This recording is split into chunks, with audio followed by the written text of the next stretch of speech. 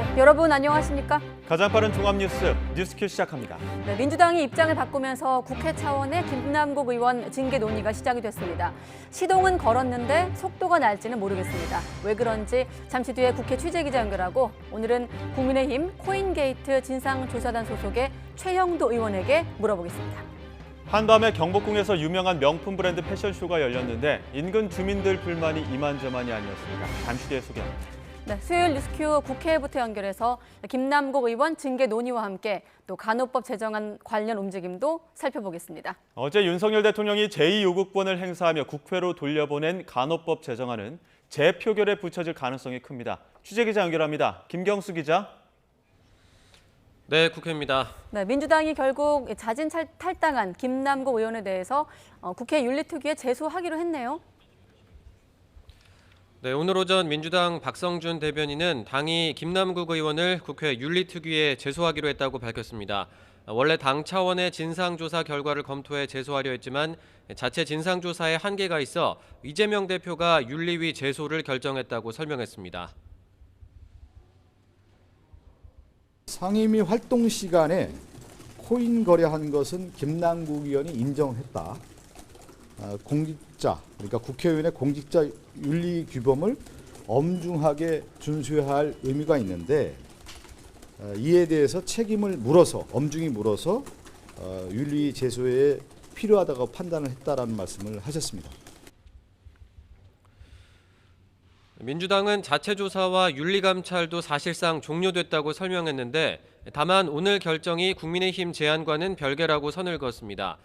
국민의힘은 어제 여야 공동 징계안을 제안하며 민주당을 압박했는데 오늘은 김기현 대표가 이재명 대표를 향해 김남국 의원 제명을 선언하라며 압박 수위를 더욱 높였습니다. 민주당이 입장을 바꾸면서 국회 차원의 김남국 의원 징계 논의도 급물살을 탈 것으로 보이는데요. 하지만 오전에 열린 국회 윤리특위 전체 회의에서는 외부 자문위 절차 생략과 숙려기간 단축 여부 등 징계안 논의 속도를 두고 여야가 입장 차이를 드러내기도 했습니다. 숙려기간 20일을 좀 최대한 줄여서 좀 그 회의를 빨리 열어서 안건 상정을 하고 이 김남국 의원 건에 대한 진행을 하자 이렇게 지금 제안을 해놓은 상태인데 절차를 지키고 그래서 다만 우리는 제가 아까 말씀드린 것처럼 절대 지체하지 않겠다. 지킨 순서서 단계는 다 거쳐야 되되 그 단계 동안에 지연해서 그 시간을 끌어내려는 않겠다. 김남국 의원 논란 이후에 정치권에선 국회의원의 가상자산 보유와 관련된 논의도 이어지고 있죠. 네, 가상자산 정책 소관 상임위인 국회 정무위원회는 국회의원이 가상자산 보유 내역을 자진 신고하도록 하는 내용의 결의안을 오늘 채택했습니다. 국회의원 전원이 인사혁신처에 가상자산 현황을 자진 신고하고 국민권익위원회가 거래나 보유 과정에 문제가 없는지 조사할 수 있도록 하는 게 골자입니다. 다만 자진 신고의 신뢰성을 담보할 수 있는지 그리고 결의안이 국회 본회의까지 통과해 실제 국회의원 전원의 참여로 이어질지가 숙제로 남아 있습니다. 앞서 민주당 이재명 대표는 국회의원 전수조사를 하자고 여당에 촉구했는데 국민의힘 지도부도 전수조사를 거부할 이유가 없다는 입장이라 향후 여야 논의에도 관심이 쏠립니다. 네, 그리고 이 부분도 공방 중인데 어제 윤 대통령이 제2요구권을 행사한 간호법 제정안 앞으로 어떻게 되는 겁니까? 네, 대통령이 다시 논의를 해달라며 법률 공포를 거부한 간호법 제정안은 어제 오후에 국회로 돌아왔습니다. 국민의힘은 의료 인력 간 갈등을 일으키는 간호법 제2요구는 타당하다면서 앞으로 당정이 간호 인력 처우 개선을 함께 논의하겠다는 입장입니다. 간호사들이 충분히 좋은 여건 하에서 일할 수 있도록 하는 것을 계속해 나갈 것입니다.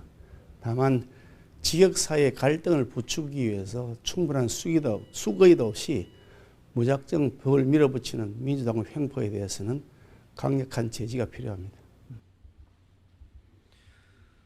반면 민주당은 윤 대통령이 거부권 행사로 사회 갈등을 증폭시키고 있다고 비판하면서 앞서 통과된 간호법 제정안을 그대로 다시 표결에 붙이겠다는 방침을 밝혔습니다. 민주당은 간호법 국회 재투표에 나서겠습니다.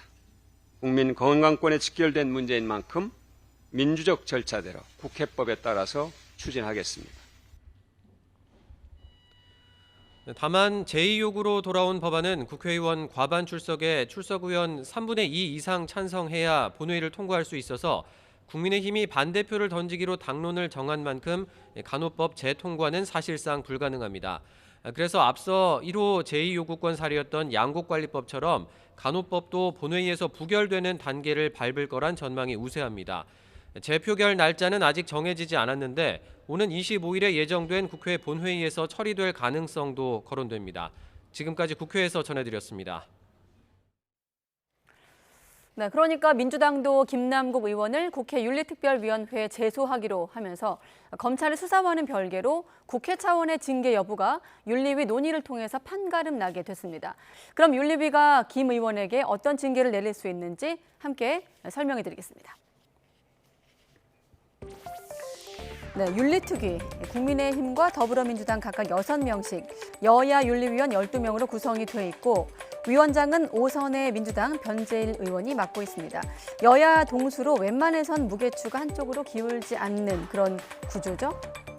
네, 윤리위 논의는 법안 심사 과정과 대체로 비슷한데 조금 다른 건 의원 징계안을 심사하기 전에 윤리심사 자문위 의견을 꼭 청취해야 합니다. 윤리심사 자문위. 구속력이 있는 건 아니지만 그 과정에서 최대 2달까지 걸릴 수 있습니다. 이후 일반 상임위처럼 윤리위 전체 회의에서 의견을 종합한 뒤에 징계 수위를 의결해야 합니다. 그럼 수위는 어떻게 될까요? 자, 모두 4가지로 구분됩니다. 국회의원 신분에 지장이 없는 경고와 사과, 30일 이내 출석 정지 징계가 있고요. 여기까지는 본회의 과반 출석에 출석의원 과반 찬성이면 가결됩니다. 가장 강력한 징계인 의원직을 박탈하는 제명인데요. 국민이 선출한 권력을 강제로 빼앗는 것이기 때문에 가결 요건이 재적의원 3분의 2 찬성으로 훨씬 더 까다롭습니다. 21대 국회 들어서 윤리위에 제출된 국회의원 징계안은 김 의원을 포함해서 모두 39건입니다. 현재 국민의힘 대표인 김기현 의원 징계안이 유일하게 지난해 5월 본회의에서 처리가 됐습니다.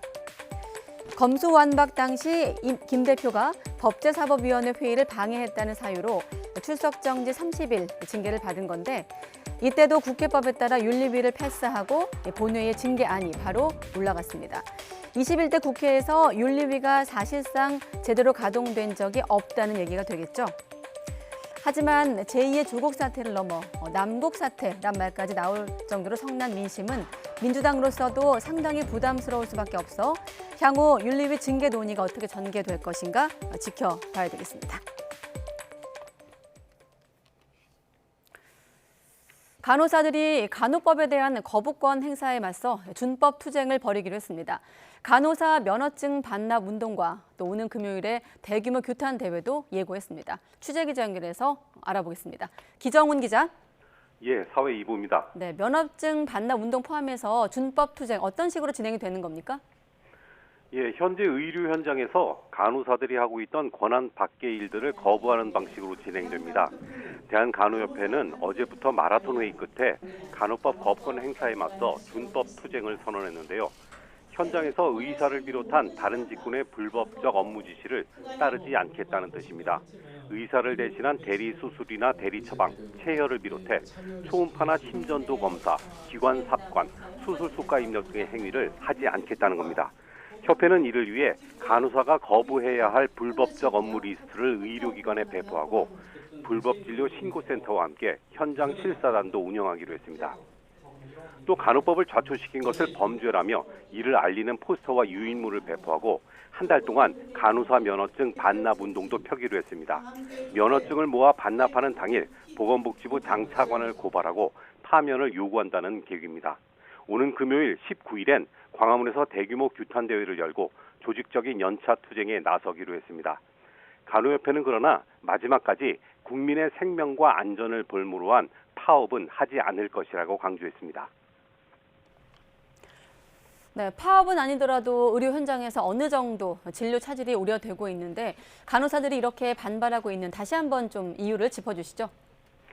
예, 간호협회는 정부와 여당이 허위 사실을 제신해 거부권 행사를 건의했다면서 비난하고 있습니다.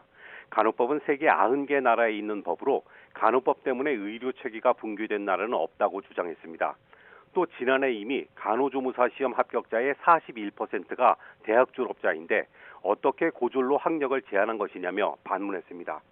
간호협회는 총선 기획단을 출범시켜서 간호법에 대해 허위 사실을 유포한 책임을 묻겠다는 의지를 밝혔습니다.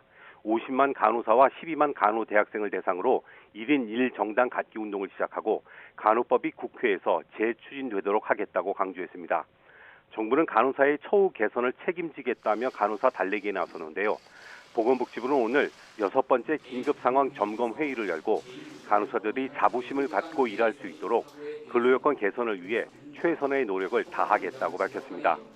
간호협회는 반대로 의사협회 등 13개 보건의료 단체들은 거부권 행사를 환영하며 오늘로 예고했던 총파업을 유보했습니다. 지금까지 사회 2부에서 YTN 기정훈입니다.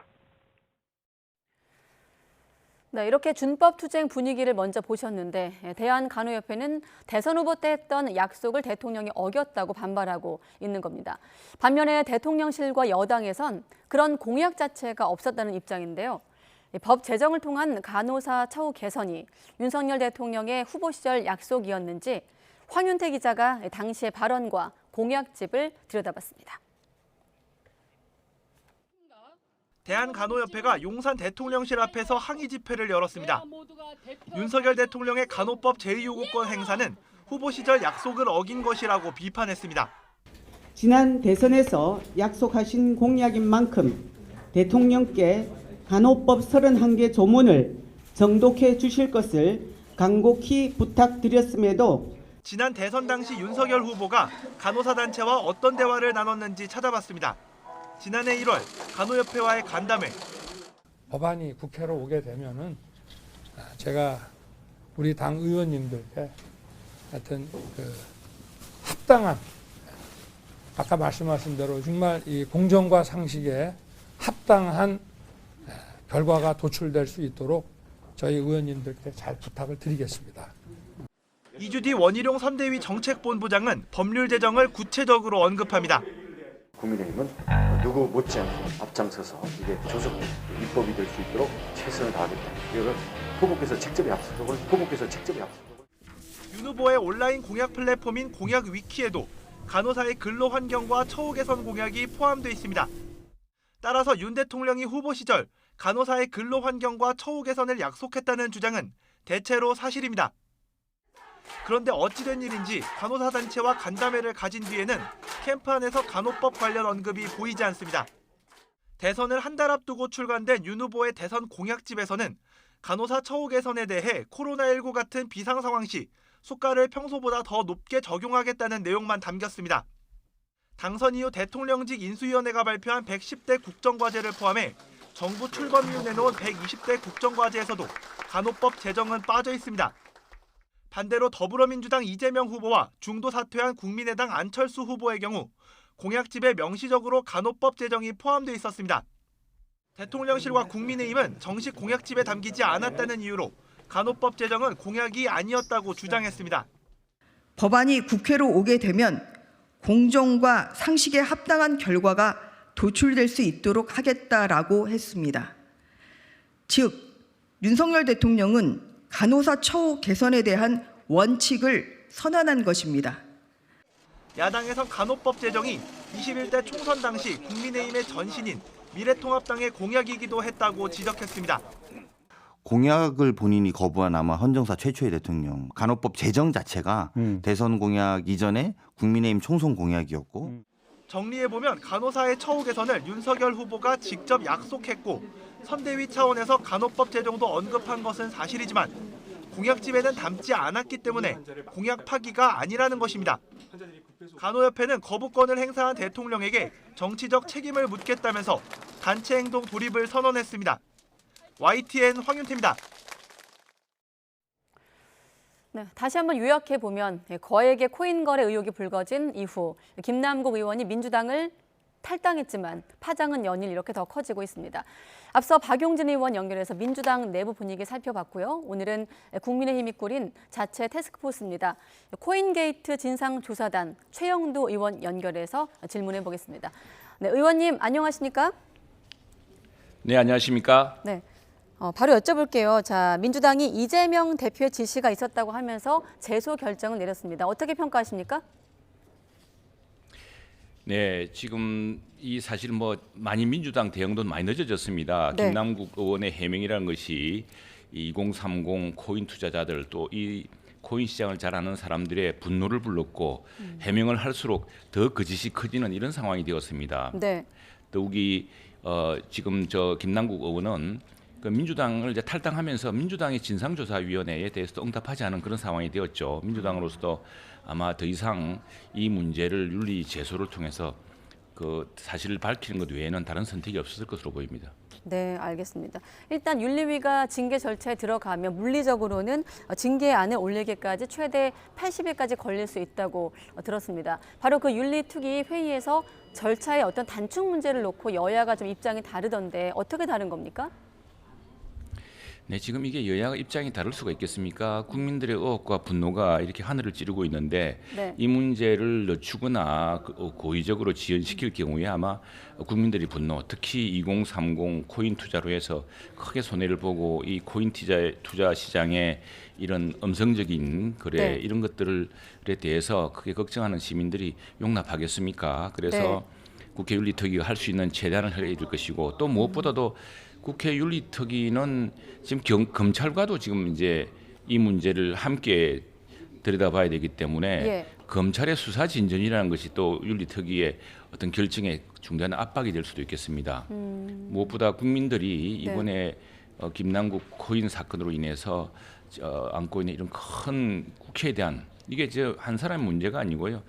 이 왜 국회의원 전체가 이 문제에 대해서 이렇게 대응이 늦나, 왜 이렇게 이 윤리적인 측면이라든가 또 이 진상조사에 대해서 국회가 더디게 움직이느냐에 대해서 의구심이 큽니다. 네. 이게 예전에 저희 당의 윤희숙 전 의원 같은 경우는 자신이 아니라 자신의 부친이 부동산 투기 의혹에 부동산 투자 의혹에 이제 부당 투자를 했다는 이유로 스스로 사퇴함으로써 국회에 쏠렸던 국민들의 분노와 의구심을 해소하지 않았습니까? 네. 지금 뭐 그게 아니라 자꾸 감추고 늦추고 이런 상황이 되어서 국회 전체가 상당한 지금 부담을 안고 있습니다. 네, 알겠습니다. 자, 그런데 지금 보면은 여당 같은 경우는 지금 숙려 기간을 포함해서 좀 단축을 하자, 시간을 좀 줄이자. 특히나 아까 다시 한번 의원님 옆으로 나갔던 화면을 좀 보여주시죠. 심사 자문위를 좀 생략하자 이런 입장인 것 같고 민주당 같은 경우는 마녀 사냥은 아닌 것 같다. 시급하다고 절차를 뛰어넘을 수 없다. 원칙대로 하자. 순서를 지키자 이런 입장인데 어떻게 다른 겁니까? 어떻게 다르기는요. 민주당이 지금 김남국 의원을 감살리는 태도가 역력하지 않습니까? 네. 누구나 김남국 의원이 누굽니까? 이재명 대표의 최측근 아니겠습니까? 네.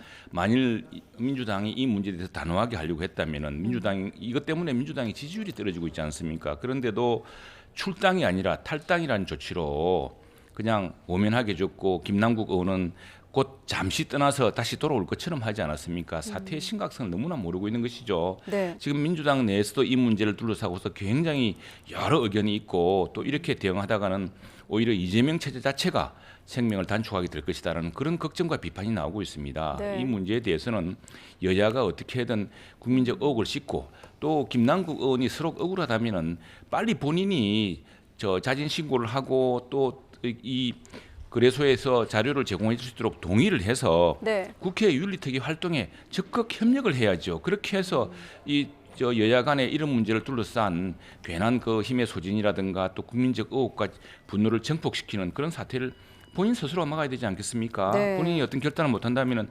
본인이 스스로 억울하다고 생각하는 부분들의 자료를 빨리 밝혀서 모든 거래를 하나하나 밝힌다면은 그 윤리적 판단도 빨라지지 않겠습니까? 네, 일단 민주당의 어떤 대응이나 인식에 대한 비판과는 별도로 지금 보면은 국민의힘은 자문위를 생략하자고 하는데 변재일 위원장이 자문위 의견 청취는 의무 조항이다. 아까 저도 설명했습니다만 법적인 구속력은 없지만 판단은 들어야 된다고 되어 있던데 어떻습니까?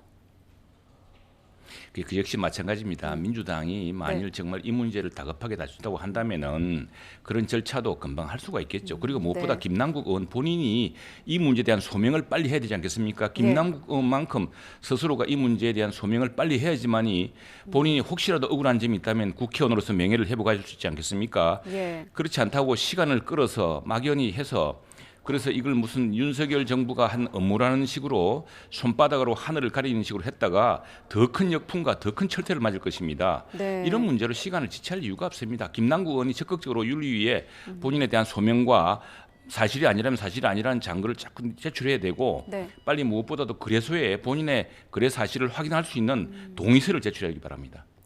그럼 지금 단계에서 윤리위에 제소가 된 상황에서 징계안 논의가 시작되는 시점에서 김남국 의원과 민주당 중에 누가 더 좀 대응의 속도가 좀 내야 된다고 생각하십니까? 둘 사람 다 내야죠. 민주당도 그런 절차상의 문제로 네. 절차상의 문제야. 그 바로 오전 내 무슨 자문위가 이 문제에 대해서 김남국 의원 스스로가 소명하지도 않고 지금 검찰 수사를 통해서 더 의혹이 커져갈 텐데 예. 더구나 지금 코인 투자를 하시는 모든 2030 투자자들이 이 사태 전말이 무엇인지를 잘 알고 있는데 네. 오늘 석간신문을 보면은 금융위원회가 지난해 하반기 가상자산 사업자 실태조사 결과를 분석한 결과요. 10억 원 이상의 가상자산을 보유한 국민이 900명, 0.02%에 지나지 않았다고 합니다. 그런데 네. 김 의원이 현재 보유하는 가상화폐가 9억 1천만 원대라고 하거든요. 최고점 당시는 100억 원대였습니다. 이 0.02%에 속한 사람입니다. 예. 이 사람에 대한 이 김 의원에 대한 그 코인 투자자들 2030 세대의 분노, 이 배신감 이런 게 얼마나 큰지를 아신다면은 이렇게 지체할 일이 아니죠. 그건 뭐 그리고 김남국 의원이 시간을 끌고 민주당이 이 절차에 대해서 여러 이러저런 이유로 늦춘다고 해서 그 국민의 분노를 감출 수 있겠습니까? 더 큰 화로와 더 큰 철퇴, 더 큰 국민적인 역풍을 부를 겁니다. 그 점을 네. 민주당도 좀 자각하시고 빨리 이 문제를 진전시키는 것이야말로 국회에 대한 국민의 신뢰, 또 우리가 정말 새로운 기술인 코인과 가상자산에 정말 혁신가들은 보호를 해나가면서 그 혁신가의 피와 땀과 눈물에 숨어서 그 뒤에서 여러 가지 음성적인 형태로 치부를 하고 또 불법적인 로비를 하고 이랬던 사람들은 분리해야 되지 않겠습니까? 그렇게 예. 해야지만이 2030 투자자들이 이 코인 투자로 입었던 손해도 회복할 수 있게 하고 또 코인과 블록체인이라고 하는 또 게임이라고 하는 새로운 산업에서 미래를 정말 혁신과 정신을 키워나가서 경쟁력을 키울 수 있지 않겠습니까? 이걸 위해서라도 이 빨리 신속하게 모든 일을 진행을 해야 됩니다. 네, 그래서 국민의힘 차원에서 자체 진상조사단을 네. 꾸린 것으로 알고 있는데, 자 그런데 국민의힘 차원의 네네. 이런 진상조사가 얼마나 실효성이 있을까는 좀 미지수거든요. 네, 그렇게 무슨 말씀드릴게요. 네. 자, 이 사안이 국회 모든 상임위에 다 걸쳐 있습니다. 당장 네. 김남국 의원의 이 수상한 거래에 대해서는 지난 11월에 FIU라고 금융정보원에서 수상한 거래다가 바로 자동적으로 적발이 되었습니다. 그래서 네. 검찰에 이 수사를 의뢰했는데 검찰은 그 법원의 영장, 이 계좌를 살펴보기엔 영장을 청구했지만 법원의 어느 판사가 이분은 혹 이런 사건 때마다 기각하신 분이 있는데 기각을 했습니다. 그래서 수사를 못했습니다. 그러나 이 눈덩이처럼 의혹이 커지고 이게 이제 불거지지 않았습니까? 이렇게 해 나가는데 지금 당장 이제 FIU를 관장하고 있는 기관이 또 정무위입니다. 네. 정무위에서 이런 사안들, 이런 지금 금융시장에서 특히 코인 시장의 상황이 어떤지 이 코인 사실 이거는 전문가들이 더 잘 알고 있습니다. 그래서 그걸 살펴볼 수가 있고요. 또 게임학회, 게임은 이게 문체위 소관입니다. 네. 게임학회 학회장이 지금 이 당시에 김남국 의원과 또 김남국 의원이 참여했던 선거 캠프, 이재명 선거 캠프에서의 좀 수상한 이런 공약 추진이라든가 입법 추진에 대해서 지금 당장 고발을 하고 있지 않습니까? 예. 그분들을 의견을 들을 수가 있고 게임 업계라든가 코인 업계 이야기를 청취할 수가 있습니다. 그래서 당장 저희들이요 이 코인 업계를 지금 방문해서 네. 그 여론을 청취할 예정입니다. 국회가 그런데- 할 수 있는 예. 여러 가지가 있는데 특히 중요한 것은 이 코인이라는 코인과 게임과 가상화폐라고 하는 가상자산을 해서 이 온전해야 되고 네. 혁신의 정신을 키워내 나갈 부분을 한꺼번에 태워서는 안 됩니다. 이 부분을 온전해가면서 이 그늘에 숨에서 혁신가들의 이 투자자들의 혁신가들의 어떤 피와 땀과 눈물 뒤에서 이렇게 지불을 하고 이걸 어떤 음성적인 소득으로 만들었던 사람들에 대해서는 반드시 처벌하는 그런 국회 네. 활동을 해나갈 겁니다. 그러니까 아까 제 질문은 뭐였냐면 사실 오늘 의원님만 모셨기 때문에 반대의 시각에서 질문을 드릴 수밖에 없는데 지금 의원님 말씀은 수사 대상에 빠진 부분 아까 뭐 상임위 좀 교통 정리도 좀 필요하다고 들리기도 하고 입법을 좀 보완해야겠다는 걸로 이해를 하겠습니다만은 민주당에서도 지금 조사의 한계를 느끼고 있는 상황인데 어떻게 실효성 있는 조사가 이루어질까가 질문이었거든요.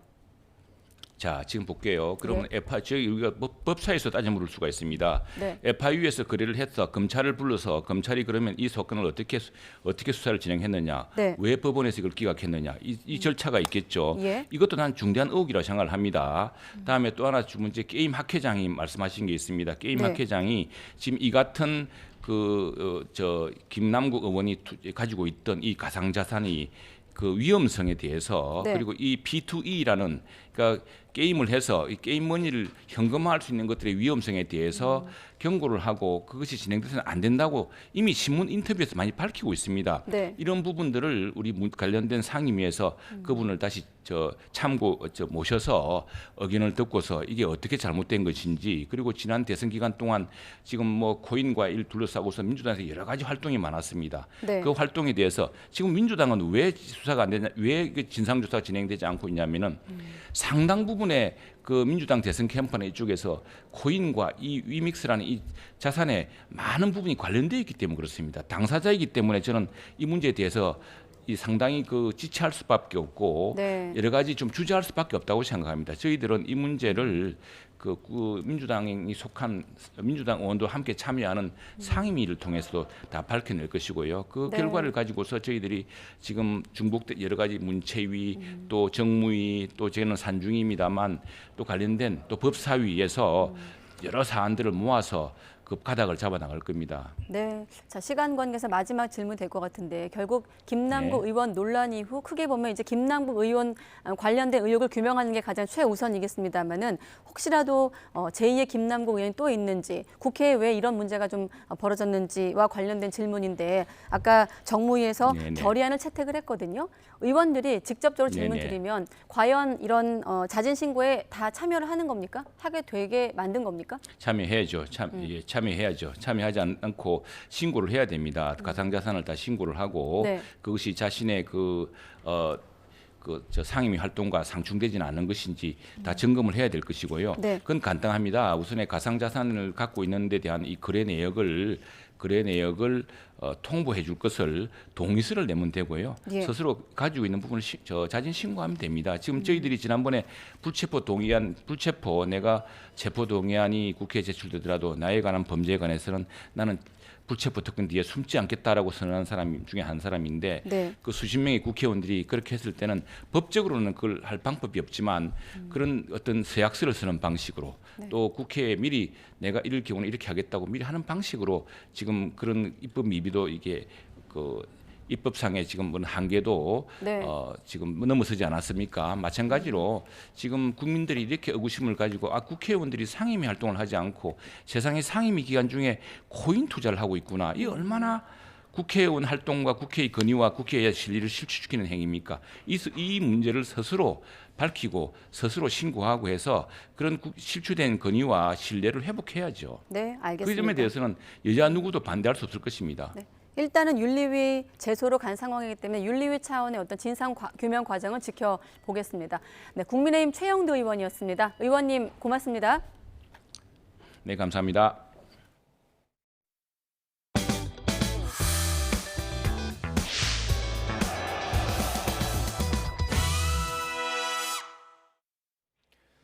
민주당 전당대회 돈봉투 의혹의 핵심 피의자 강래구 전 한국감사협회장의 구속기한이 오는 27일까지로 연장됐습니다.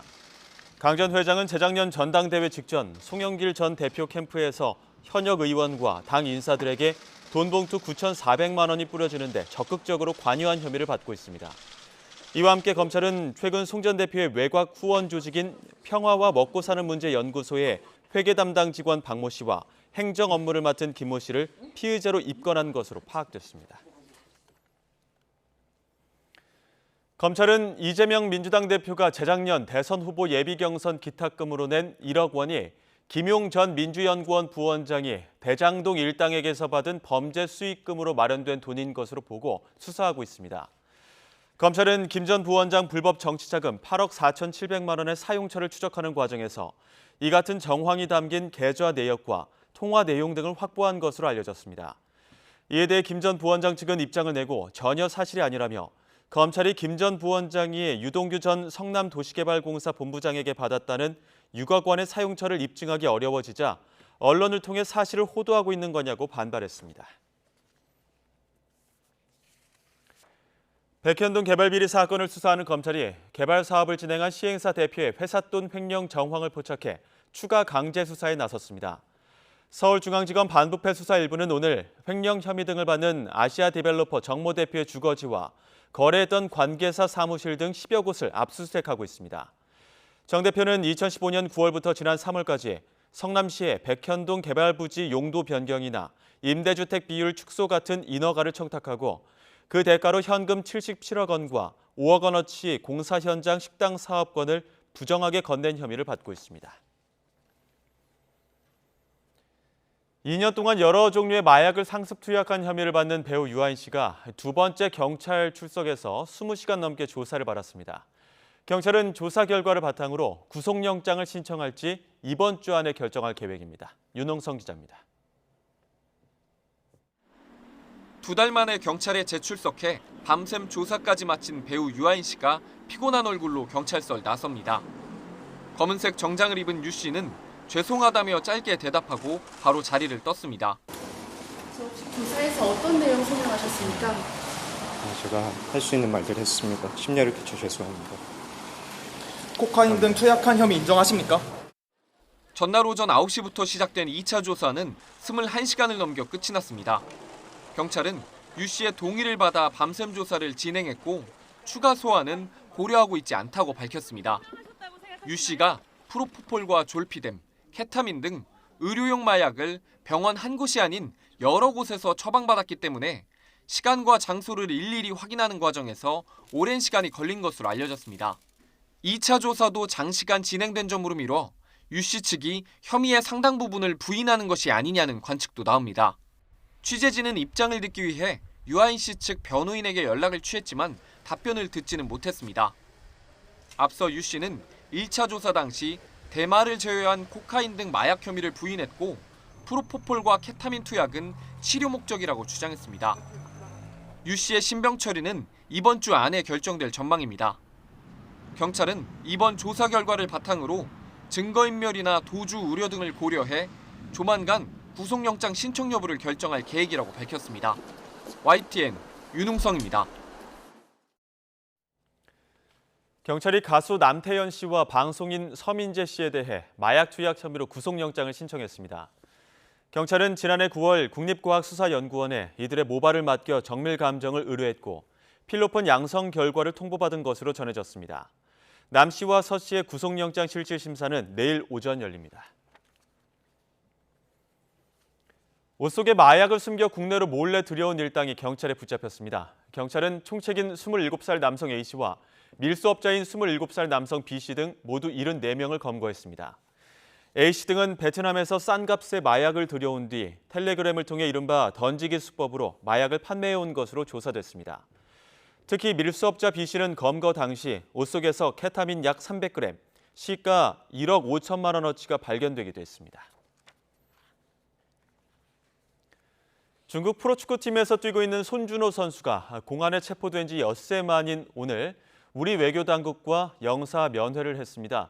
손 선수는 이 자리에서 중국 측의 인권 침해는 없었다고 말한 것으로 전해졌습니다. 중국 연결합니다. 강정규 특파원. 네, 베이징입니다. 네, 오늘 영사 면회 언제 어떤 방식으로 진행된 겁니까? 네, 중국 선양에 있는 우리 총영사관이 이번 면담을 진행했는데 개인정보 노출을 우려해 구체적인 사항을 밝히진 않고 있습니다. 다만 손 선수는 중국 공안에 구금된 엿새 동안 인권 침해는 없었다고 진술한 걸로 전해졌습니다. 통상 수사 단계에서의 첫 영사 면회는 인권 침해 여부 확인과 함께 현지 변호인, 통역사 명단 등을 안내해주는 정도로 진행됩니다. 현지 공안 당국의 공정한 수사와 법 집행을 당부할 수도 있습니다. 그러나 수사 상황은 주권 침해 소지 때문에 영사관 차원에서 확인할 수는 없고 앞으로 현지 변호인을 통해 조력하게 될 전망입니다. 네, 지금 엿새 만에 영사 면회가 이루어지는 게 조금 늦은 감도 있는데 어떻습니까? 네, 우리 선양 총영사관이 손 선수에 대한 영사 면회를 신청한 건 지난 15일 오전입니다. 월요일 중국 측의 업무 개시와 동시에 손 선수의 구금 사실부터 확인하고 곧바로 면회 신청을 넣었다는 건데요.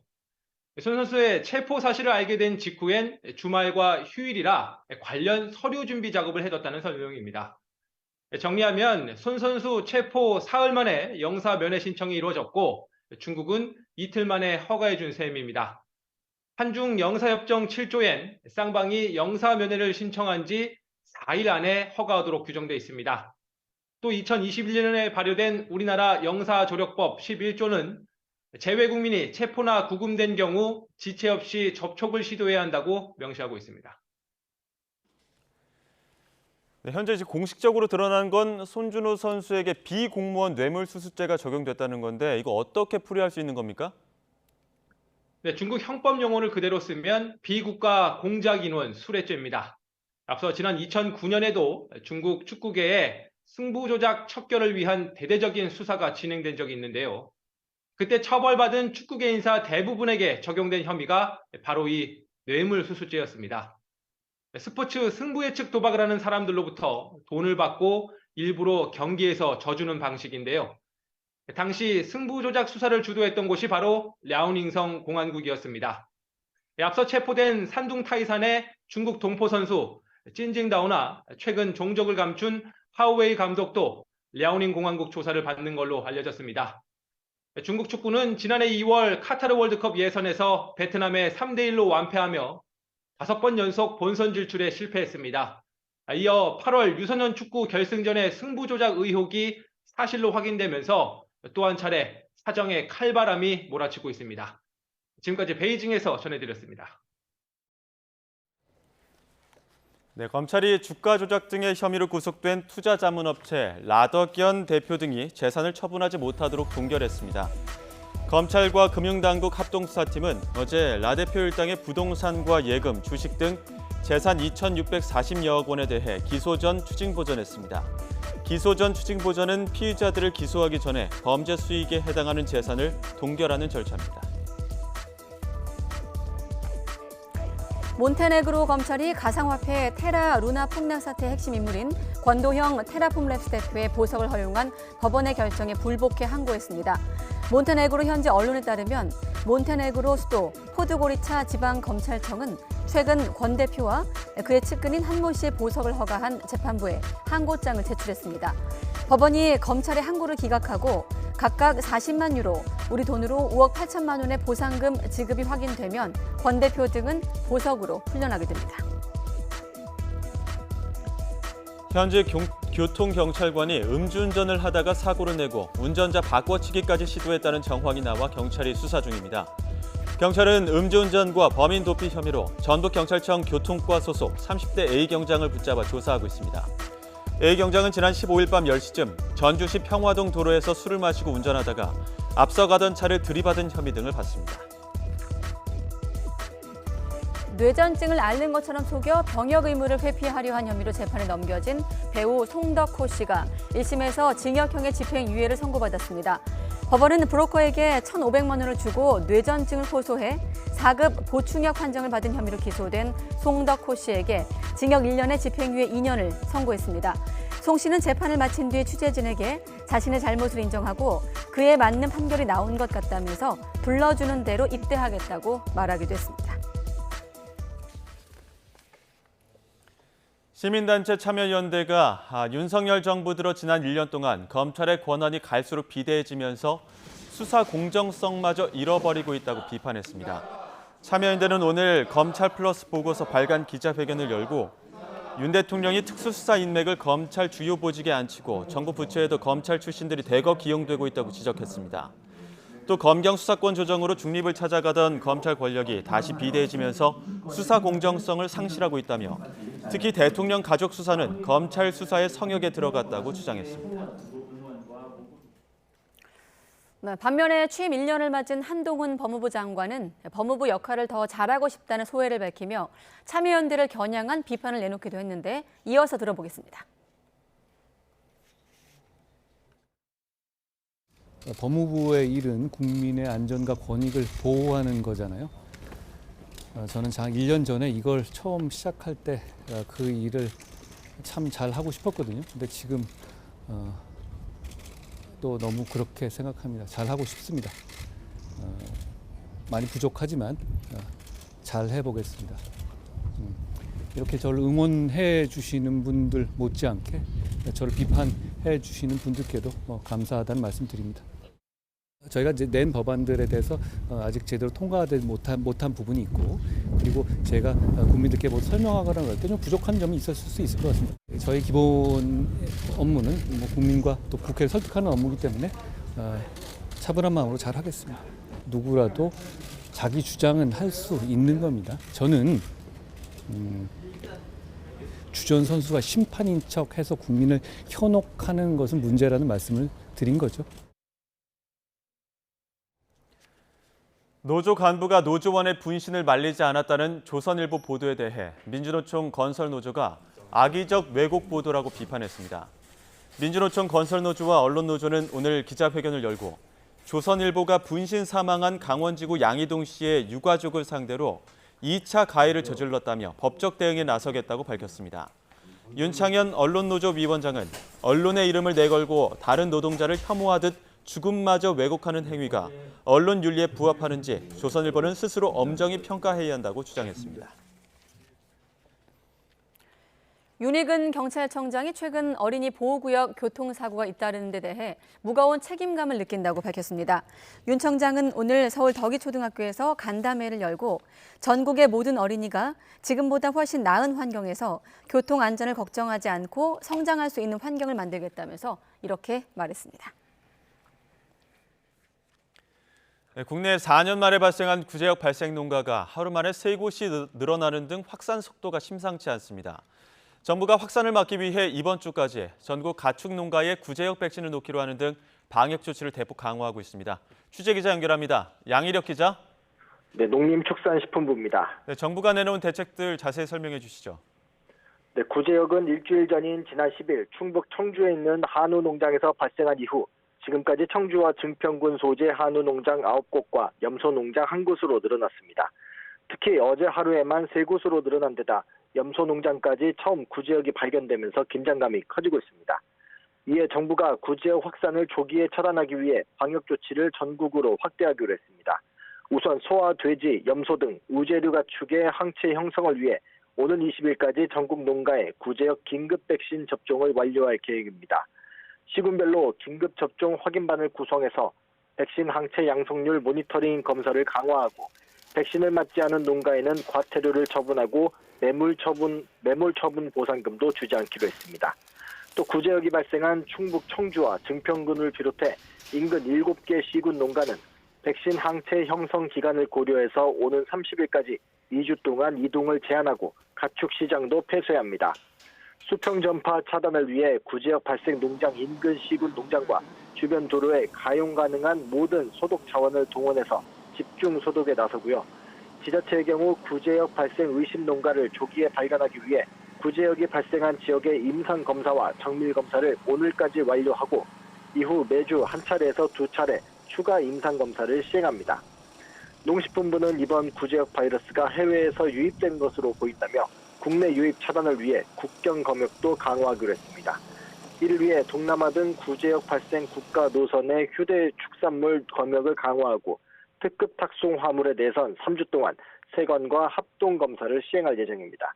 정황근 장관은 현장 관계자들을 화상으로 연결해 그동안 구제역 발생 상황을 점검하고 바이러스는 눈에 보이지 않아 방역이 쉽지 않은 과제라며 내 농장은 내가 지킨다는 마음으로 소독을 철저히 하는 등 적극적인 방역 조치를 당부했습니다. 지금까지 농식품부에서 YTN 양희력입니다. 원달러 환율이 1337.2원으로 하락하며 장을 마쳤습니다. 장중에는 연고점을 돌파하기도 했는데 최근 원화 가치가 주요국 통화 대비 크게 떨어진 상황에서 대외적인 요인이 겹친 것으로 보입니다. 취재기자 연결합니다. 엄윤주 기자. 네, 한국거래소입니다. 네, 환율이 7거래일 만에 하락 마감한 거죠? 네, 오늘 서울 외환시장에서 환율은 어제보다 1.4원 하락한 1337.2원으로 마감했습니다. 7거래일 만에 원달러 환율이 소폭 하락한 건데요. 수출업체 내고 물량 유입과 함께 외환당국의 개입 경계감 등에 따른 것으로 보입니다. 앞서 환율은 어제보다 3.4원 오른 1342원으로 개장한 뒤 장 초반 1343원까지 오르면서 지난 2일 기록한 연고점을 넘어섰습니다. 무엇보다 다른 주요국 통화 대비 한국의 원화 가치가 크게 떨어진 영향이 큽니다. 가뜩이나 한국과 미국의 금리 역전에 따라 우리 통화 가치가 하방 압력을 받고 있는 상황에서 수출 여건도 좋지 않기 때문인데요. 또 중국의 경제 지표가 줄줄이 기대 이하의 성적을 낸 데 이어 위안화까지 약세를 보이면서 원화 가치가 함께 연동돼 약세폭을 키우고 있다는 분석도 나옵니다. 여기에 미국의 부채 한도 협상이 난항을 겪으면서 안전자산 선호 심리가 강해진 것도 영향을 준 것으로 보입니다. 백악관과 공화당, 민주당 상하원 원내대표가 참여한 2차 부채 한도 협상에서도 합의점을 찾지 못하자 시장에서 위험 회피 심리가 고조된 겁니다. 이와 함께 최근 미국 연방준비제도 인사들이 추가 금리 인상 가능성을 열어두는 매파적 발언을 잇따라 내놓은 것도 달러 강세를 이끈 것으로 보입니다. 이런 가운데 코스피는 전거래일보다 0.58% 오른 2,494.66의 거래를 마쳤고 코스닥 지수는 2.14% 오른 834.19에 종료됐습니다. 지금까지 한국거래소에서 전해드렸습니다. 외식 물가가 지난달에도 가파른 상승세를 이어갔습니다. 한국소비자원의 가격정보 포털 참가격을 보면 8개 외식 품목의 지난달 서울 지역 평균 가격이 지난해보다 최고 13% 가까이 올랐습니다. 삼계탕은 16,000원대로 12.7% 올라 최대 상승률을 기록했고 자장면은 12.5%, 삼겹살은 11.4% 올랐습니다. 이 밖에 김치찌개 백반과 김밥도 각각 7에서 8%대 상승률을 보였고 비빔밥은 6.9% 올라 처음으로 10,000원 선을 넘었습니다.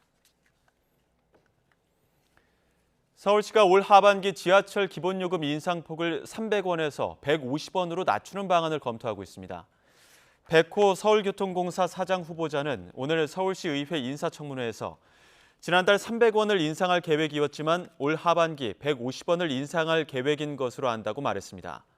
앞서 코레일은 서민 부담을 고려해 올해 하반기에 150원을 먼저 올리고 나머지 150원은 추후 인상 시점을 다시 조율하자고 제안한 것으로 알려졌습니다.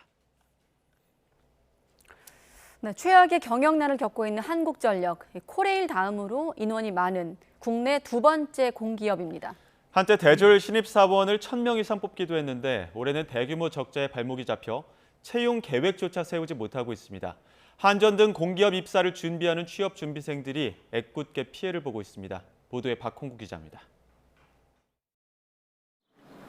한국전력은 해마다 3월과 9월 두 차례 공고를 내고 대졸 신입사원 공채를 해왔습니다. 하지만 올해는 5월까지도 신규 채용 계획을 세우지 못하고 있습니다. 최악의 적자 때문입니다. 한전 관계자는 올해 대졸 신입사원 공채 계획을 세우지 못했다며 상반기 공채는 없다고 말했습니다. 한전 등 공기업 입사를 준비 중인 수험생들은 애가 탈 수밖에 없습니다. 공채 기회가 많아야 경쟁률도 낮아지고 입사 가능성이 커지는데 뽑지도 않고 계획도 모르니 답답할 따름입니다. 이번에 상반기 채용이 없어지면서 그 사람들이 다 하반기에 몰려서 심각한 경쟁률을 낳을 것으로 생각이 돼서 더 막막하고 그걸 내가 준비를 하는 게 맞나 그런 생각이 들기도 합니다. 한국전력 직원은 23,700명으로 국내 공기업 가운데 코레일에 이어 두 번째로 인원이 많습니다. 연봉도 상위권이고 안정된 직장이라 취준생들의 인기가 높은 편입니다. 하지만 지난 2019년 역대 최대인 1,153명을 뽑은 이후 공채 인원이 매년 큰 폭으로 줄었고 올해는 규모가 더 축소될 전망입니다. 특히 한전은 전기요금 인상을 앞두고 발표한 자구책에서 전력 수요 증가와 신산업 확대에 따른 인력 증갑은 1,600여 명을 인력 재배치 등을 통해 자체 조달하겠다고 밝혔습니다.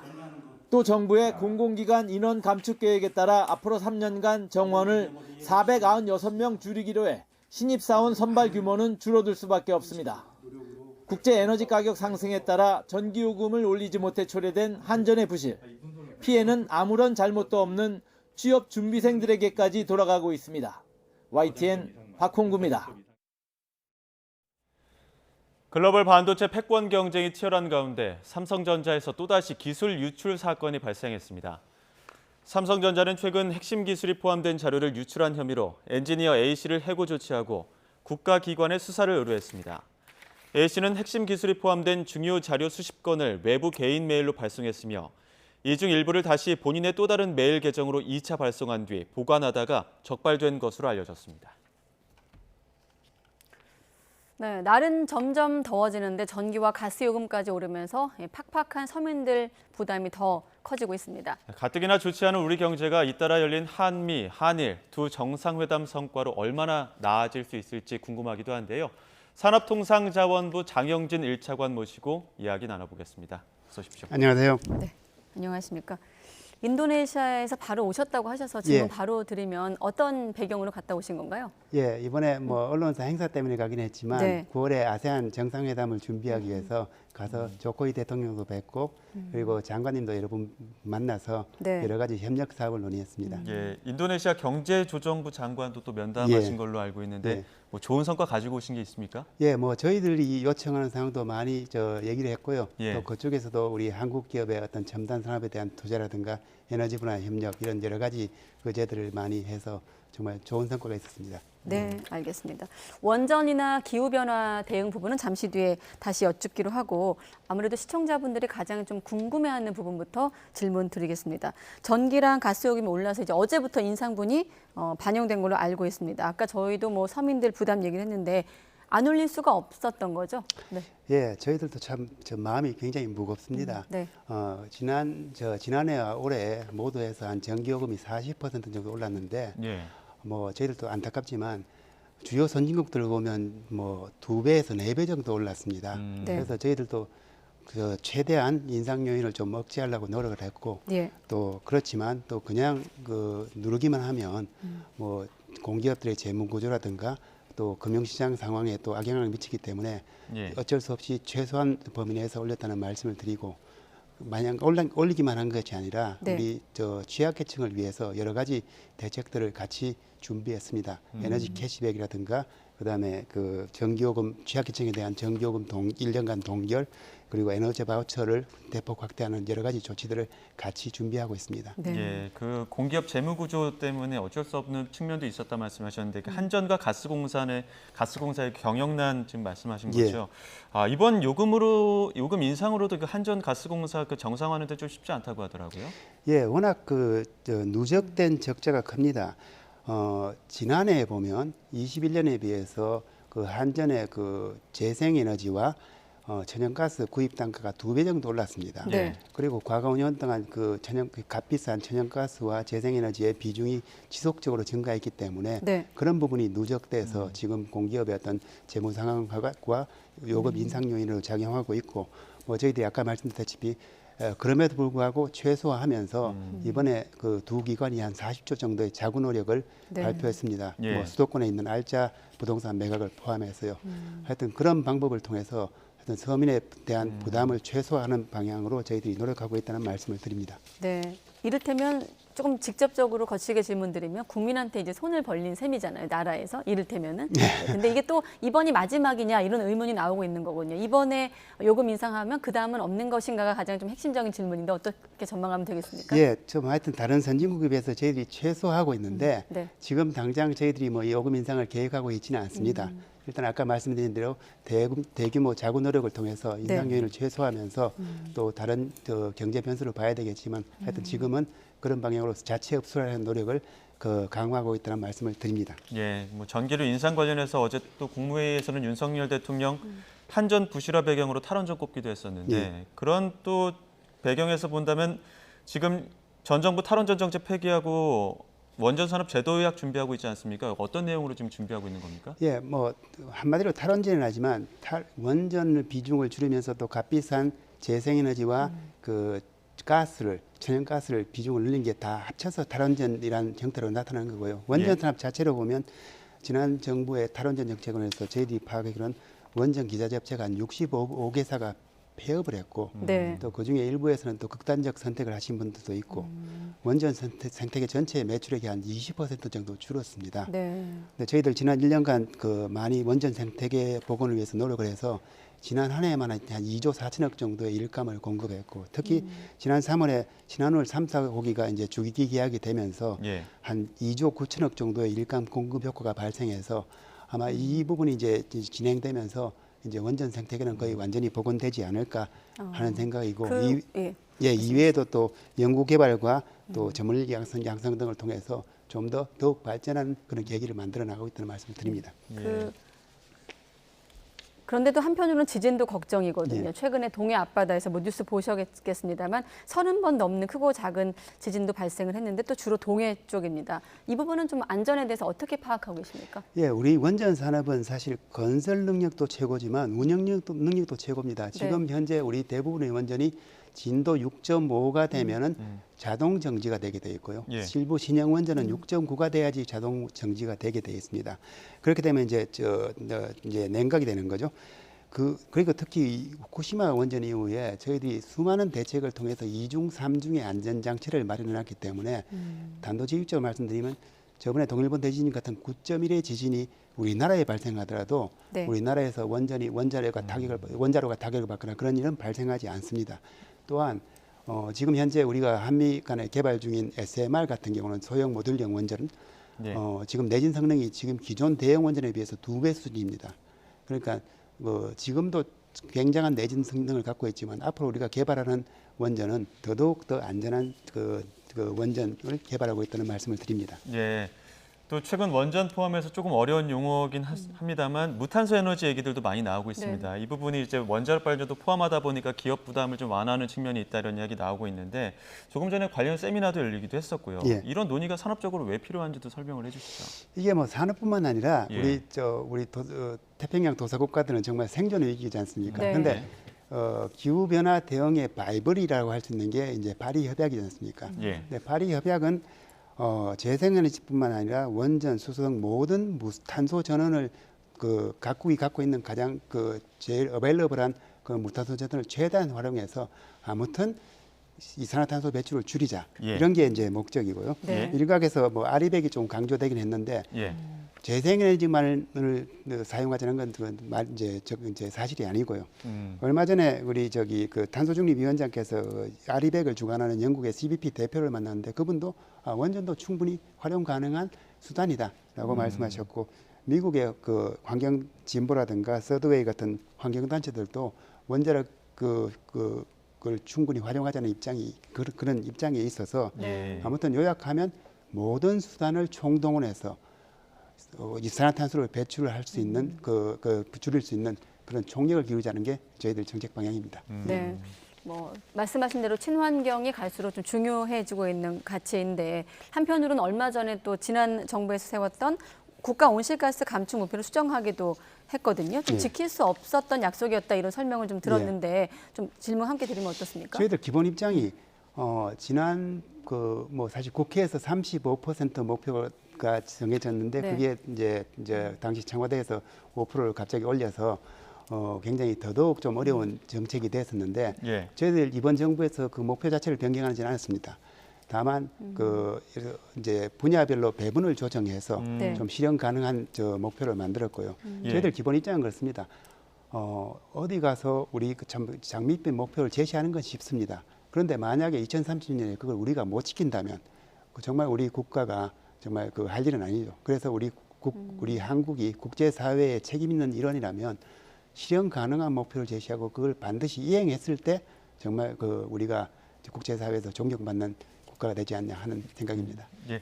정상회담 성과도 좀 짚어봐야 될 것 같습니다. 일단 한국과 일본의 정상회담부터 짚어보겠습니다. 여기 지금 한일 두 나라 사이에서 경제협력 부분이 좀 많이 기대를 모으고 있는데 반도체, 첨단 산업에 특히 변화가 예상이 되고 있습니다. 어떤 좀 경제적인 효과가 있을까요?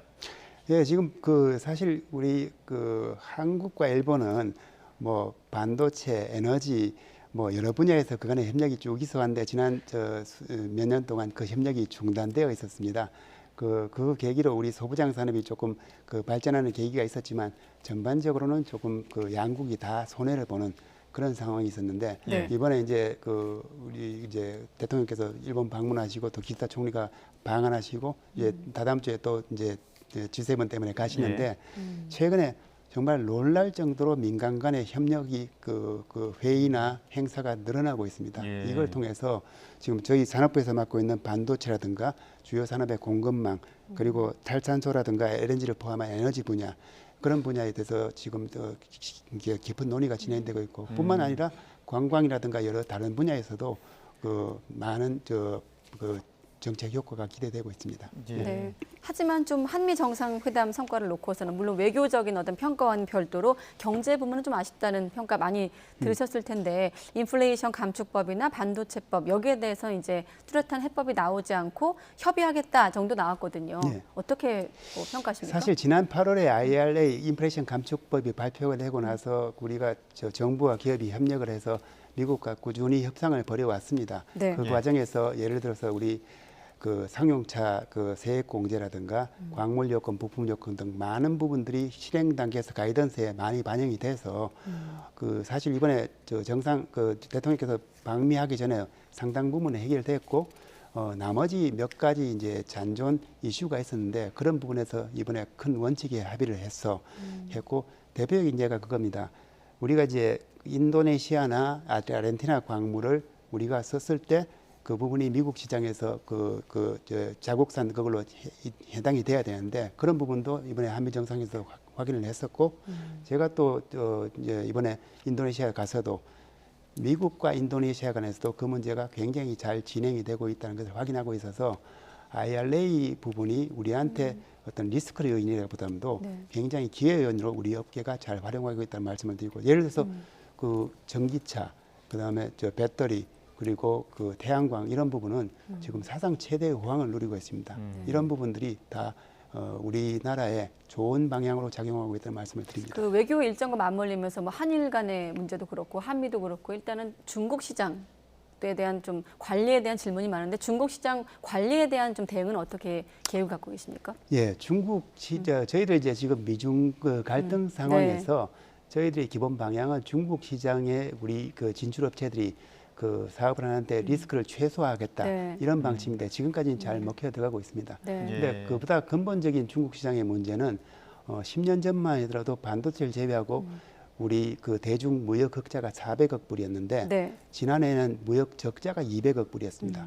그만큼 중국 시장의 성격이 바뀌었다는 그 방증이고 그에 따라서 우리가 이제 중국과의 경쟁 관계가 좀 심해지기 때문에 그런 중국과의 경쟁력 격차를 유지할 수 있는 그런 각종 대책들을 지금 추진하고 있다는 한 가지만 말씀드립니다. 더 여쭤보면 오늘 어렵게 모셨기 때문에 중국 시장에 대한 불확실성을 제거했다는 표현이 있는데 그건 정확히 어떤 겁니까? 예를 들어서 우리 저기 그 반도체 업계에서 가장 원하던 게 기술 업그레이드 허용이었는데 그런 부분이 관철이 되었고 또 저 일정 부분 증량까지도 5% 증량까지 허용됐기 때문에 그 업계에서 원하던 기대 이상으로 그 우리 입장이 관철됐다고 말씀드릴 수 있습니다. 결국 지금까지 어떤 얘기들이 모두 다 이제 먹고 사는 문제에 대한 얘기일 텐데 우리가 이제 궁금한 건 우리 경제 언제쯤 좀 좋아질 거냐 이런 얘기인 것 같아요. 저희들 저 산업부에서도 매월 지금 지역별 품목별 그 대책을 무역 수지 대책을 강구하고 있고 대통령께서도 지금 전 부처에 주문하고 있는데 저희들 확실히 하반기에는 좋아질 거고요. 하반기에는 반도체도 이제 재고 조정이 다 끝나서 이제 그 가격도 반등하고 수지도 개선될 거고 그 외에도 다른 품목들이 저희들이 보기에 늦어도 9월까지는 무역 흑자로 전환되면서 우리 국민들께 좋은 소식을 들려주실 거라 생각합니다. 네, 마지막 질문에 답변까지 포함이 돼 있어서 여기까지 듣겠습니다. 네, 오늘은 산업통상자원부 장영진 1차관과 함께했습니다. 고맙습니다, 차관님. 감사합니다.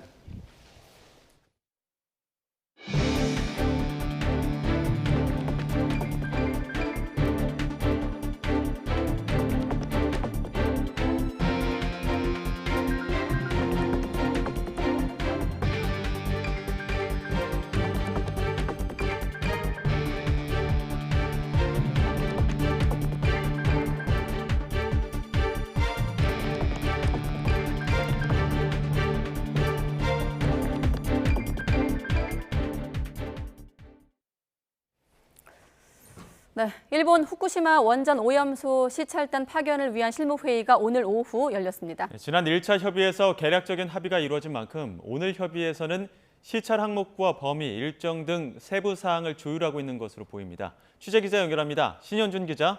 네, 신현준입니다. 네, 오늘 회의가 화상으로 열렸는데 지금이 거의 5시인데 어떻습니까? 열리고 있는 겁니까? 네, 오후 2시 30분에 시작된 회의는 2시간 넘게 이어지고 있습니다. 조금 전부터는 10분간 휴식에도 들어갔습니다. 이번 회의는 지난 10일 서울에서 열린 1차 회의에 이어 두 번째 회의입니다. 1차 회의 때 12시간 넘는 마라톤 협의에서도 매듭짓지 못한 시찰 항목과 범위, 구체적 일정 등을 조율하기 위한 자리인데요. 국장급 협의였던 1차 회의와는 달리 이번에는 그 아래 심의관급이 수석 대표를 맡았고 화상으로 진행하고 있습니다. 앞서 1차 회의에서 우리 정부는 방류 과정 전반을 살펴보겠다는 취지에서 보고자 하는 시설과 정보, 리스트를 일본 측에 매우 구체적으로 전달했습니다. 이에 대해 일본 측은 허용 가능한 부분과 불가능한 부분을 답했고 일부 시설에 대해서는 내부 협의를 해봐야 한다는 입장을 보인 것으로 전해졌습니다.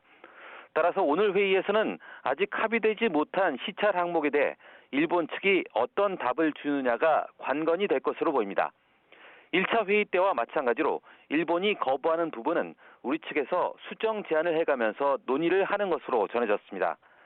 후쿠시마 오염수 시찰단은 애초 오는 23일과 24일 직접 시찰 일정을 포함해 나흘간의 일정으로 일본을 방문할 예정이었는데요. 일본 법률상 1급 시설의 경우 일주일 전에 명단을 통보해야 해서 일정이 늦춰질 가능성도 있습니다. 이와 관련해 박구현 국무조정실 1차장은 오늘 국회에 출석해 지난 국장급 협의에서 나흘 동안 조사하는 것으로 합의했고 파견 규모도 전문가 중심으로 20명 정도로 조율됐다고 설명했습니다. 또 오늘 실무협의회에서 시찰 범위나 일정이 확정되면 구체적인 시찰단 구성이나 활동 계획도 확정할 것이라고 말했습니다. 이와 함께 그동안 정부에서 과학적 기술적 검토를 해왔고 이 실효성을 높이기 위해서 현장 확인도 필요하다는 판단이 있었다고 설명했습니다.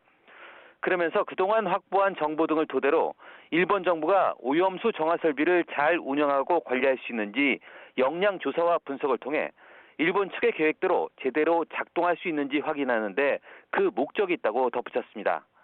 국무조정실은 이번 회의 결과를 바탕으로 시찰단 구성과 활동 계획을 수립한 뒤 이르면 모레 발표할 예정입니다.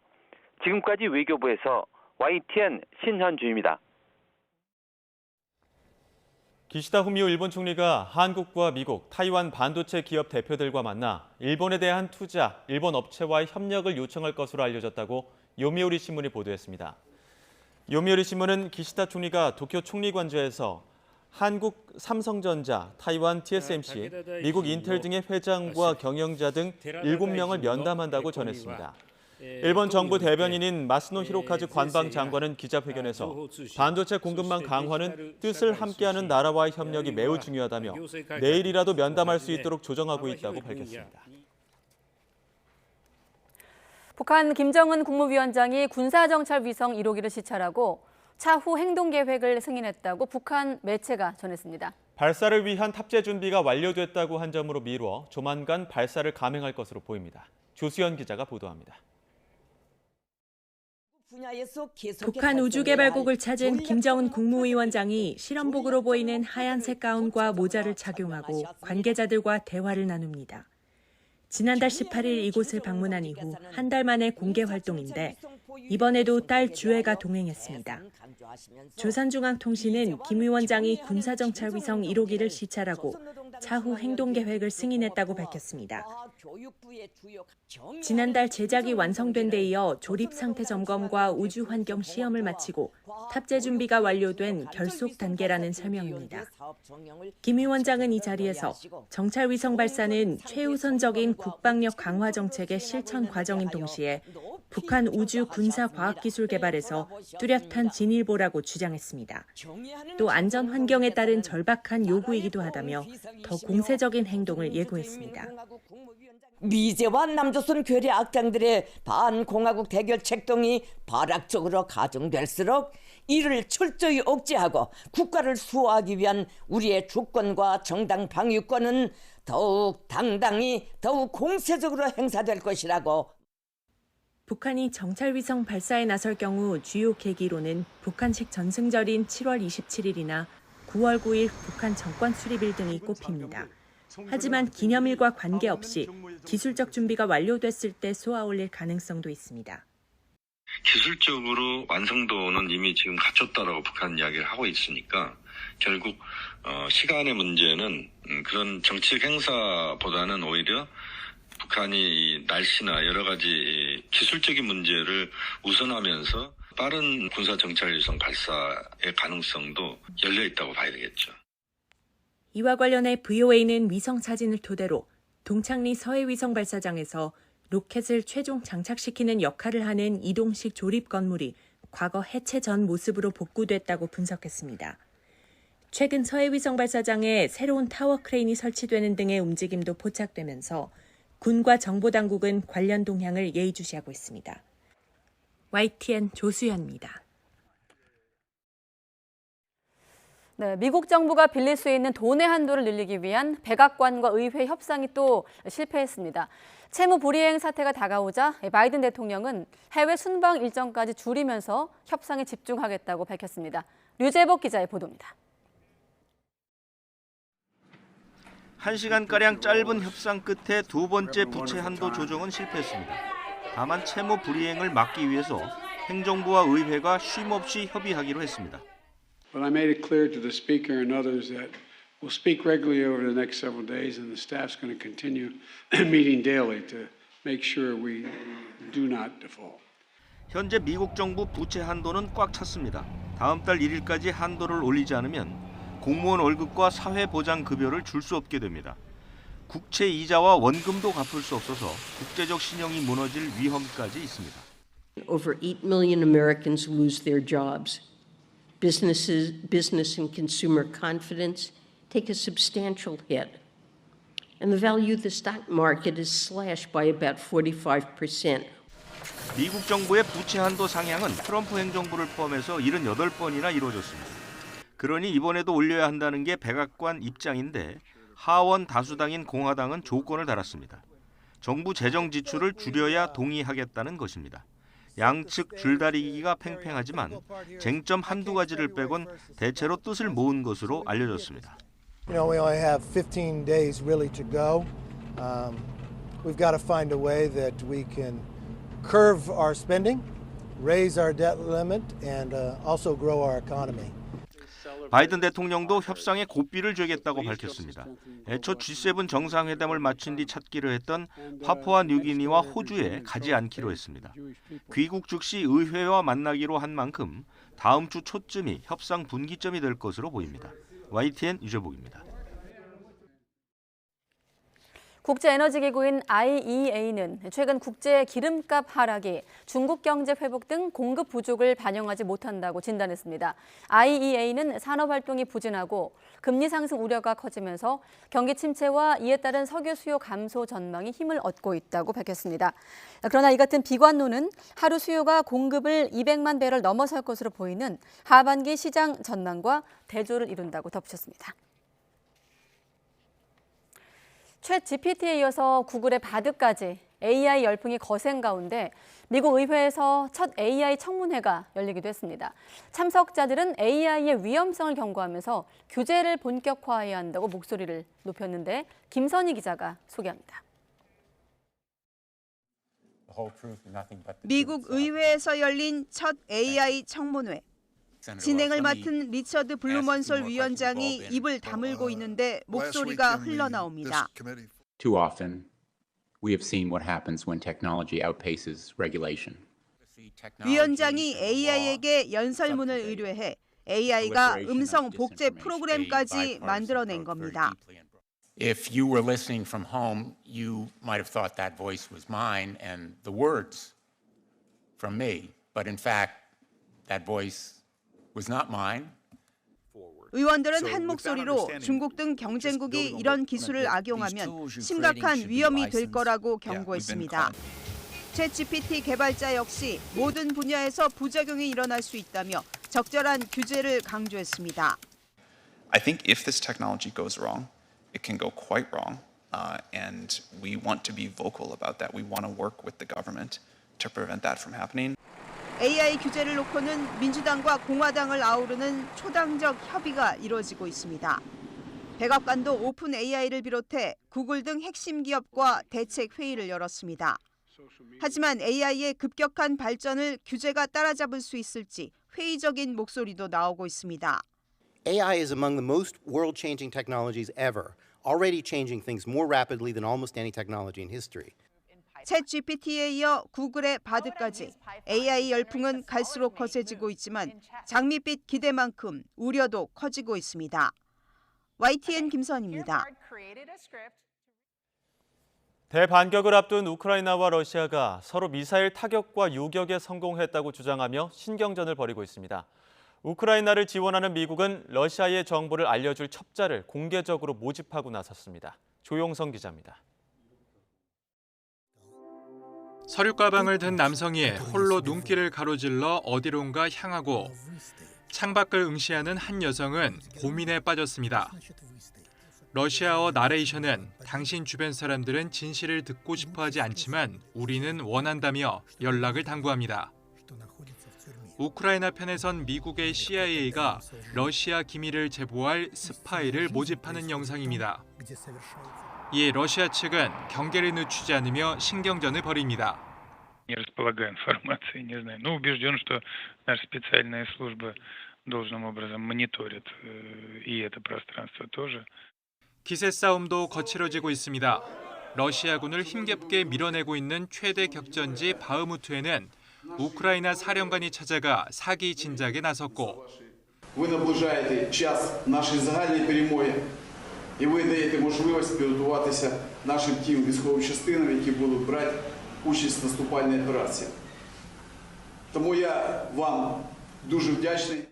우크라이나 국방장관은 러시아가 자랑하는 극초음속 미사일 등을 요격했다고 주장하며 승리를 자신했습니다. 반면 러시아 측은 요격당한 적 없다며 오히려 키이우의 방공 시스템을 폭파했다고 강조했습니다. Цель удара достигнута. Все назначенные объекты поражены. Высокоточным ударом гиперзвуковым ракетным комплексом «Кинжал» в городе Киев поражен зенитно-ракетный комплекс «Патриот» производства США. 우크라이나의 전면적인 대반격이 초읽기에 들어간 가운데 유럽 평의회 40여 개국 정상들은 회의를 열고 러시아에 물을 전쟁 책임에 대해 논의하기로 했습니다. YTN 조용성입니다.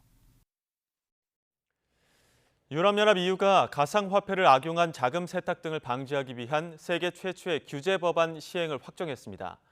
EU 27개 나라로 구성된 이사회는 현지 시간 16일 암호자산시장법 시행을 확정했다고 밝혔습니다. 새 규정은 내년 7월부터 단계적으로 시행될 예정입니다. 법이 시행되면 가상화폐 업체가 EU 영내에서 영업하기 위해서는 공식 인가를 받아야 하며 투자자 자산을 잃을 경우 업체 측이 법적 책임에 직면할 수 있습니다. EU는 가상화폐를 활용한 자금 세탁을 방지하기 위해 당국이 거래를 추적할 수 있도록 했고 불법이 의심되는 경우 거래가 원천 차단될 수 있습니다. 인도에서 또 유독물질이 포함된 불법 밀주가 유통돼 주민 수십 명이 숨졌습니다. 인도 매체에 따르면 남부 타밀나두주에 있는 두 지역에서 최근 주민 20명이 밀주를 마신 후 목숨을 잃었습니다. 이와 관련해 경찰은 밀주를 유통한 혐의로 한 남성을 체포했으며 그가 갖고 있던 술도 압수했습니다. 경찰 관계자는 문제가 된 술에는 사람이 섭취하면 안 되는 산업용 메탄올이 포함됐다고 말했습니다.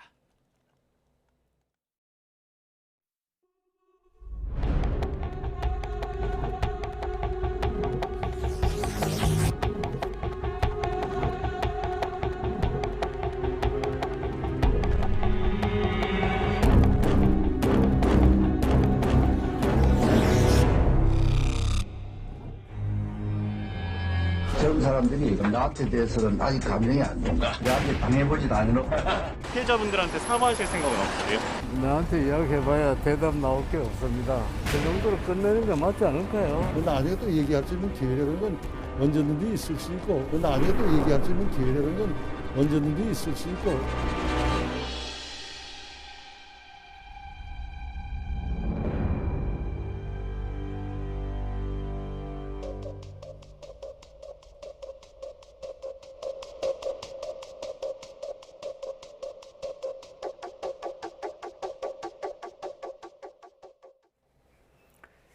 네, 이렇게 5.18 민주화운동 43주년이 하루 앞으로 다가왔습니다. 광주에서는 5월 영령의 넋을 위로하고 숭고한 정신을 기리는 추모제가 열리면서 참배 행렬이 이어졌습니다. 오선열 기자입니다.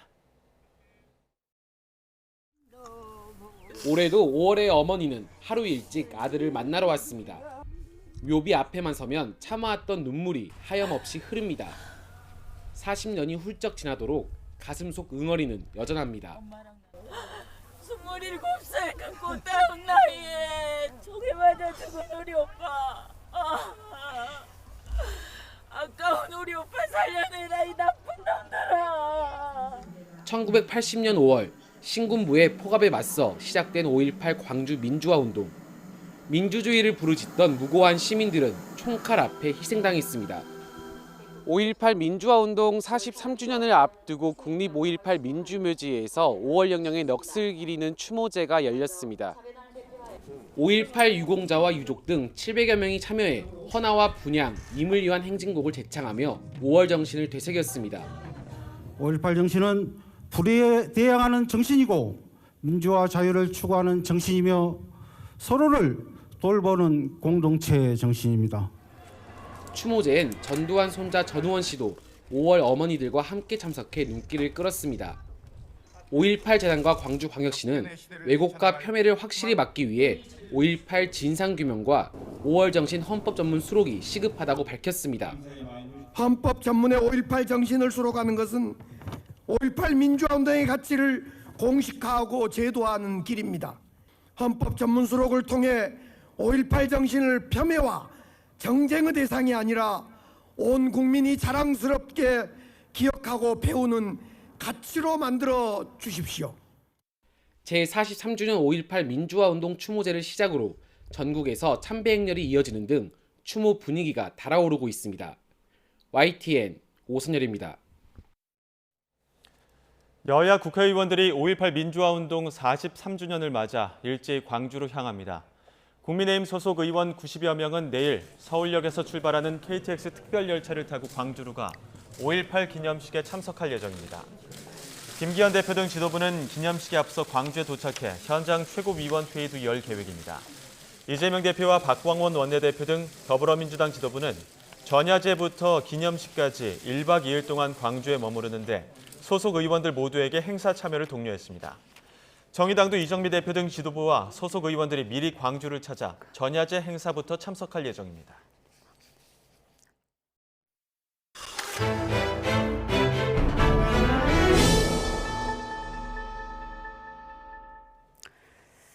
네, 세계 3대 영화제 가운데 하나죠. 칸 국제영화제가 개막했습니다. 프랑스 남부 휴양 도시 칸은 지금 뜨거운 영화 열기로 가득 차 있다고 합니다.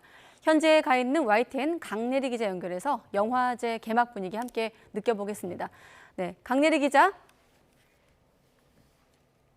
네, 여기는 국제영화제의 메카라 불리는 프랑스 칸입니다. 네, 대략만 살펴봐도 질문거리가 여러 개 나오는데 일단 개막식이 오늘 오전에 있었죠? 그렇습니다. 올해로 76회를 맞는 칸 국제영화제는 우리 시간으로 오늘 오전, 이곳 시간으로는 16일 오후 7시에 개막했습니다. 칸 국제영화제는 세계 3대 영화제 중에서도 최고의 권위를 자랑하는 만큼 올해 행사에도 개막 당일부터 전 세계 영화 팬들의 관심이 집중됐는데요. 개막식 전부터 세계 각국 취재진의 뜨거운 취재 열기를 확인할 수 있었습니다. 개막식 장소인 리미에르 극장 레드카펫 앞에는 많은 영화 팬들이 몰려들어 기념사진을 찍기도 했습니다.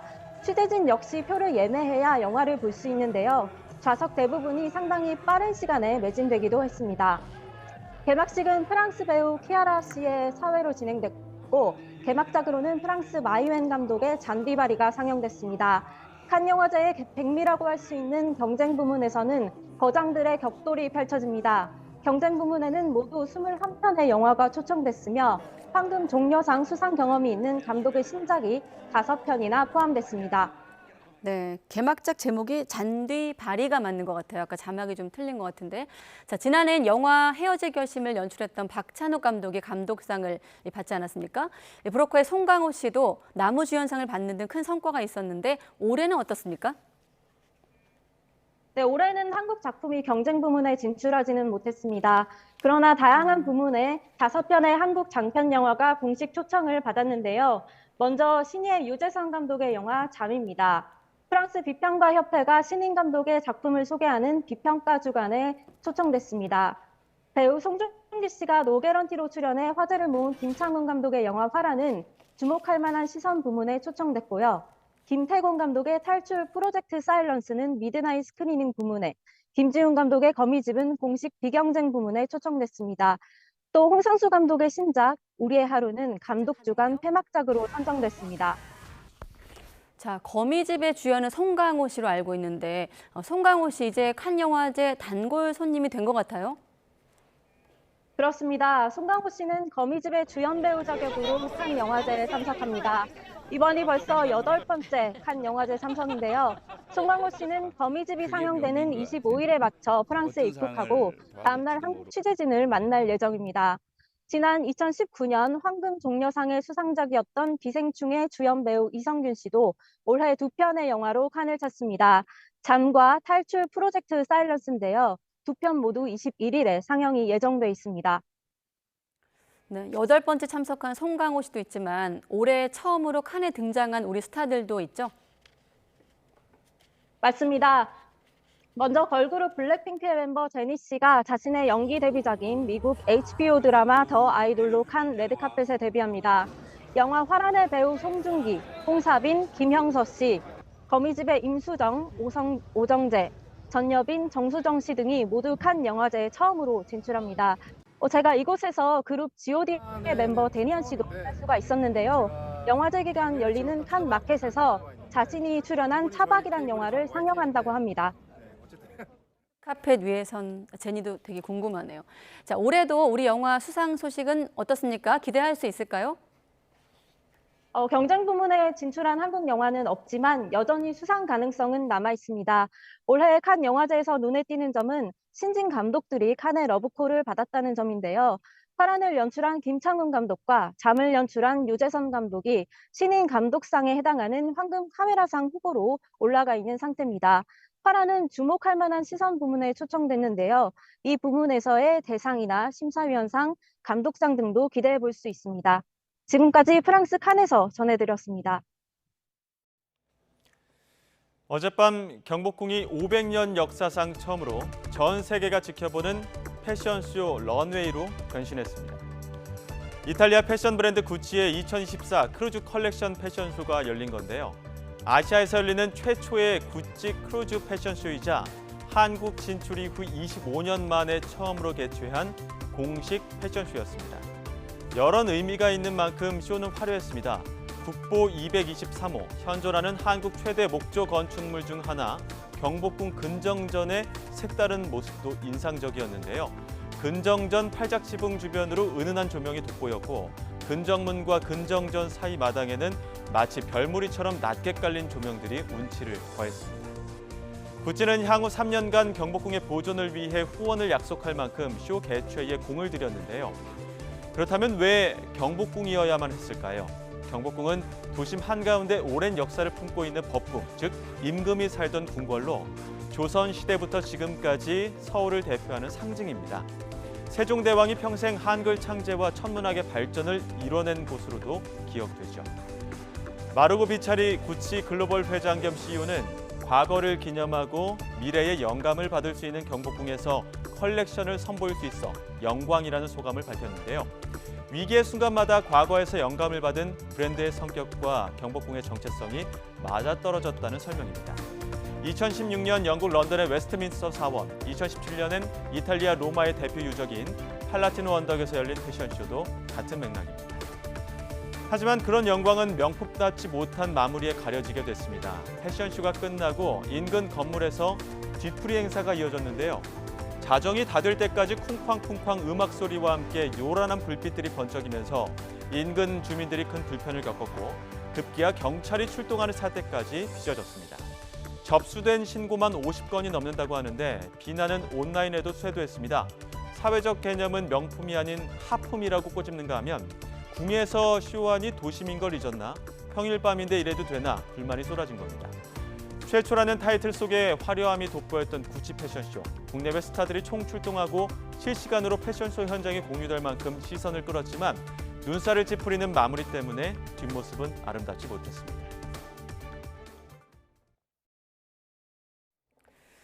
네, 부처님 오신 날을 앞두고 이번 주말 연등 행사가 열리면서 서울 도심 주요 도로에서 교통 통제가 이루어질 예정입니다. 서울경찰청은 토요일인 오는 20일 종로와 조계사 앞 장충단로 일대에서 차량 통행을 통제하고 우회시킬 계획입니다. 황인지문에서 종각에 이르는 종로 구간은 연등 행렬 사전 준비로 낮 1시부터 다음 날 새벽 3시까지, 행렬이 진행되는 조계사 앞과 장충단로는 오후 6시부터 밤까지 전면 통제가 됩니다. 또 일요일인 21일에는 전통문화 행사가 열리는 조계사 앞 6차선 도로가 오전 9시부터 자정까지 전면 통제될 예정이니까 참고하시기 바랍니다. 네, 그런가 하면 2달 동안 면제했던 남산 135 터널 혼잡 통행료를 오늘부터 다시 징수합니다.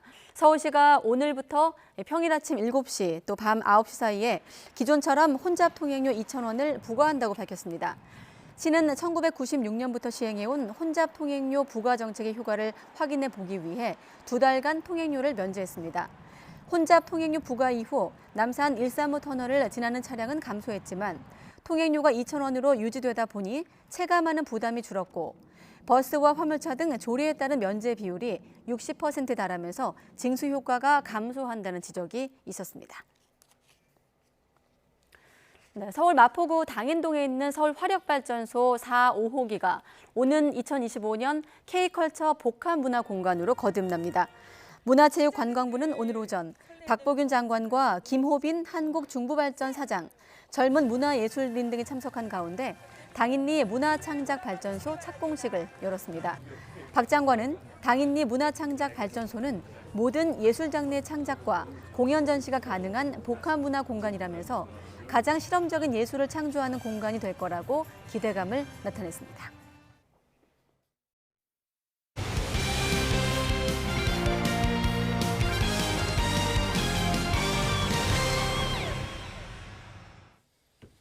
올 시즌 프로농구 정상에 선 KGC 인삼공사는 구단 역사상 4번째 챔피언 결정전 우승을 차지했습니다.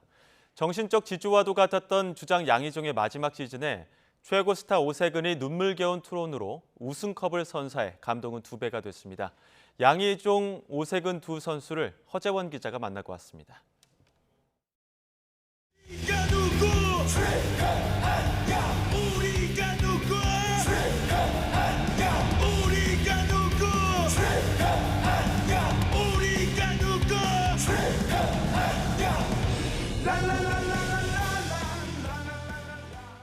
일곱 개의 빛나는 우승 트로피를 바라보는 양희종과 오세근의 표정에 만감이 교차합니다. 대학 시절부터 국내 최고의 센터로 군림했던 오세근이 인삼공사에 입단했던 2011년 이후 12년의 세월 동안 두 선수의 땀과 노력을 쏟아부은 결과물입니다. 또 저와 함께 10년을 넘게 이 안양 KGC라는 구단을 이끌었던 선수이기 때문에 항상 자랑스럽게 생각하고 있습니다. 감사한 마음이 있죠. 선수생활 같이 하면서 이런 형이 있었기 때문에 정말 좋은 날들을 보냈던 것 같습니다.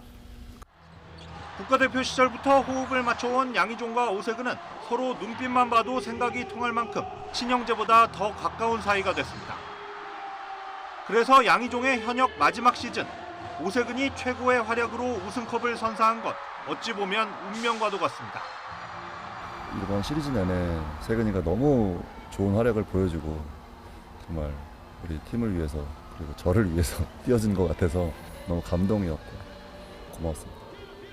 은퇴식을 하고 플레이오프 치르면서 야 진짜 마지막 날이 얼마 안 남았구나라는 생각이 드니까 이런 완벽하게 은퇴를 하는 걸 만들어줘야 되겠다는 생각이 있었던 것 같아요.